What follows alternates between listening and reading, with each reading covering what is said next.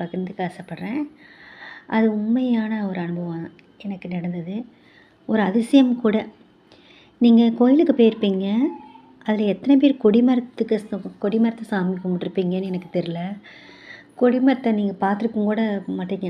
உள்ள போவோம், நம்ம கருவறைக்கு போவோம், சாமி கும்பிடுவோம், பிரகாரத்த சுற்றி வருவோம், வெளியில வந்துருவோம். ஆனா கொடிமரம்னு ஒண்ணு இருக்கு. சில பேர் அங்க விழுந்து கும்பிடுவாங்க. இதெல்லாம் தெரிஞ்சவங்க தான் அங்க விழுந்து கும்பிடுவாங்கன்னு நெனைக்கிறேன். அந்த மாரி ஒரு அனுபவம் எனக்கு. நானும் எப்போ உங்கள மாரி தான் போவேன், சாமி கும்பிடுவேன், வெளியில வந்துருவேன். அதனால சரி கோயிலுக்கு போலாம், மனசு கொஞ்சம் ரிலீஃப் ஆகுன்ட்டு போயிருந்தேன் பழனி மலைக்கு. அங்க போய் சாமிலாம் கும்பிட்டுட்டு பழனி மலைக்கு மேல இல்ல, கீழ திருவிழாவின்குடின்னு சொல்லிட்டு கோயில்ல சாமிலாம் கும்பிட்டுட்டு ரொம்ப டயர்டா இருக்கிறனால அந்த கொடிமரத்துக்கு பக்கம் வந்துட்டு படுத்திருந்தேன் கொஞ்ச நேரம். ஒரு 5 நிமிஷம் தான் படுத்திருப்பேன். படுத்த உடனே ஒரு பாட்டி வந்தாங்க.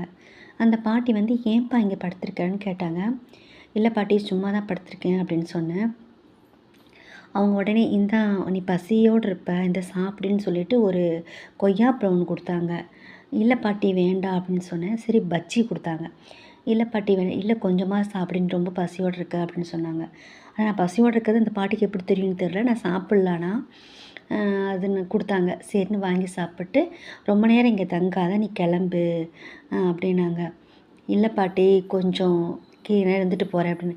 "இல்லை நீ எது நினச்சி வந்தேன்னு தெரில, ஆனால் நீ வந்தது ரொம்ப தப்பு, வீட்டை விட்டு வெளியில் வந்தது தப்பு, நீ போயிரு, வீட்டுக்கு போயிரு, யாரையும் நம்பாதீங்க" அப்படின்னு சொன்னாங்க. "இல்லை பாட்டி நான் கோயிலுக்கு மலைக்கு மேலே போயிட்டு வரேன்" அப்படின்னு.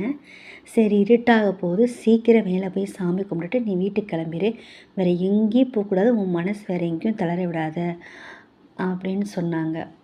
அப்போது எனக்கு புரியவே இல்லை.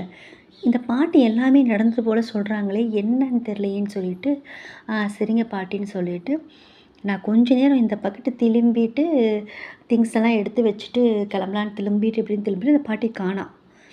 நானும் அந்த சைடு பக்கத்தில் இருக்கிறவங்க பார்த்தேன் அந்த பாட்டி யாருன்னு பார்க்குறேன். கொஞ்ச நேரத்தில் அந்த பாட்டி எங்கே போனாங்கன்னே தெரில. ஒரே ஒரு அதிசயமாக இருந்ததுன்னு வச்சுக்கோங்களேன், மாயமாக இருந்துச்சு.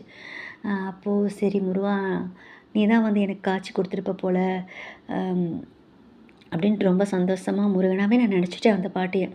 அப்புறம் மேலே போய் சாமி கும்பிட்டுட்டு உடனே அப்படியே கிளம்பி வந்து வீட்டுக்கு வந்துட்டேன். எதுக்காக சொல்ல வரேன்னா, கொடிமரத்துக்கிட்ட வந்து தான் எனக்கு அந்த பாட்டி காட்சி கொடுத்தாங்க. அதே மாதிரி தான் ஒரு கனவு வந்தது. அப்போ அந்த கொடிமரத்துக்கிட்ட பழனி மலையில மேலே முன்னாடி ஒருத்தர் வந்து எனக்கு